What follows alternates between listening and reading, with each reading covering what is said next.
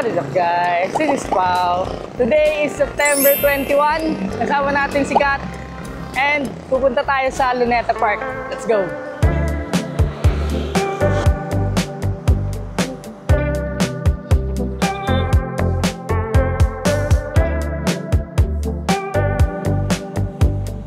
So guys, time check 7:57. Nandito na tayo sa may MOA, IKEA, Seaside. Yan. Dito tayo dadaan para maiwasan natin yung mga sasakyan dun sa highway papunta ng Luneta Park. Bali, ang daanan namin ngayon sa may PICC. Doon kami pupunta. So, di ba, alam naman natin, September 21, may pagtitipo na gaganapin sa Luneta Park laban sa korupsyon, di ba? Mapakita yung suporta natin, di ba? Laban sa korupsyon. Pero hindi na tayo sasama talaga kasi baka magkagulo. Lalo pa kasama natin si Kat. Actually, madami ding mga siklista yung pupunta.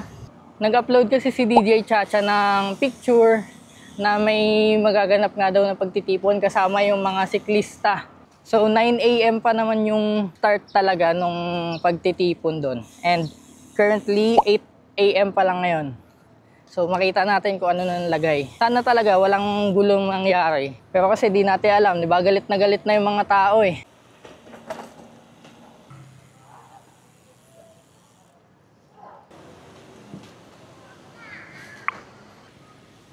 At pala dito na kami dumaan guys, una pa lang.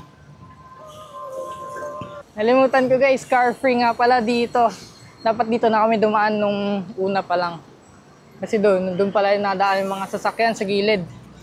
So yun, time check, 8:25 na. Nasa may ano na kami, Paluneta na. Ayan. Luneta Park na kami, medyo madami na yung tao.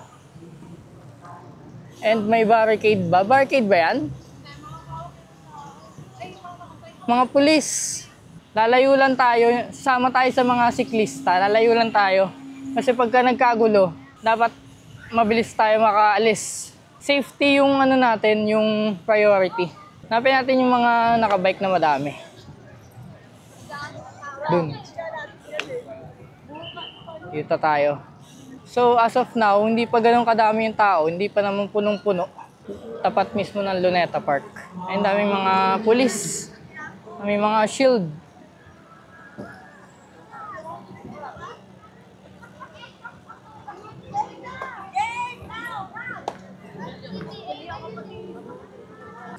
So guys, hindi kami makapasok doon kasi ang daming tao, sobrang daming tao, hindi kami makapasok. Ang sikip. Hanap kami ng ibang lusutan. Mapakita natin sa inyo yung lagay. Ayun. So dito tayo dumaan sa kaliwa. Salamat po. So yun guys, nakapasok na tayo sa may kilometer 0. Ayan. Mas nakita natin kung gaano kadami yung tao. Lalo dun. Sana nakita nyo. So puno na halos yung Luneta Park. And ano pa lang, 8:30.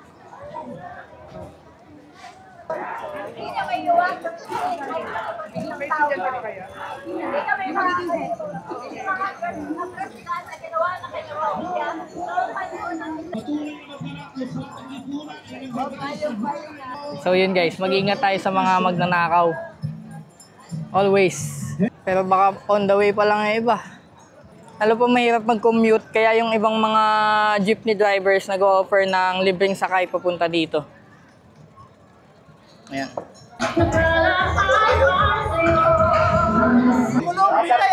At isauli nila, tinakaw nila. Kung pwedeng makulong lang, di po ba? Yun. So yun guys, time check 8:40 pa lang.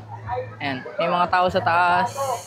May tao dito sa baba ng kilometer 0, pati dun sa may gitna ng kalsada, sa may Luneta. Pasensya na guys kung hindi na tayo makakaabot ng alas 9. Kung hindi na natin maantay yung magsimula.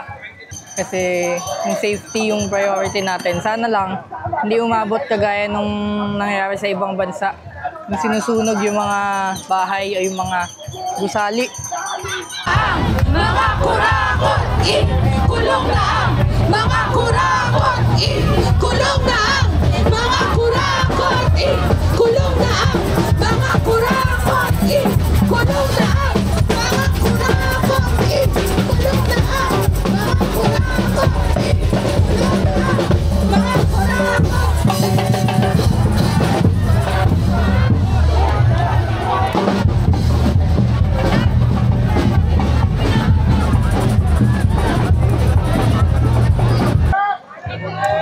lalabas na kami bago pa magsimula kasi mahirapan na tayo lumabas nito. Lalo dala natin yung bike natin. Yan.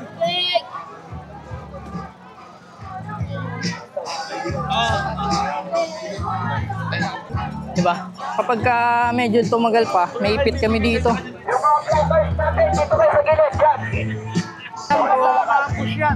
Labas lang kami. Thank you.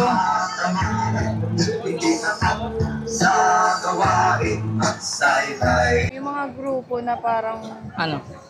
nakamas sila, parang inaan talaga nire-represent na magnanakaw. Hindi. Di ba? Nagtatakip sila para hindi sila kilala. Para walang Parang hindi sila mapahamak. para...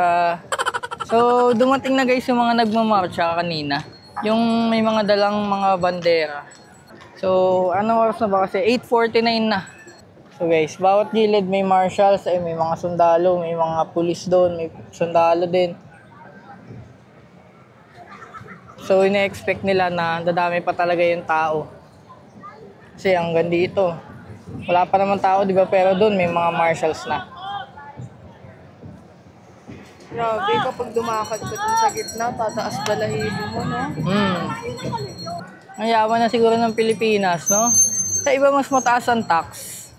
Pero nakikita mo saan napupunta. Sana hindi mawala tong issue na to hanggat walang nananagot. No guys? Okay, September na, di ba? Dapat na natin yung Pasko. Masaya na dapat tayo. Parang ramdam na natin yung Pasko. Kaso ayun, dahil nga dito sa issue na to. So yun, dito na natin tatapusin guys yung vlog natin. And hindi na tayo makikisali dun sa rally. Medyo lang ng emosyon. So, kita-kits guys sa next vlog. Let's go.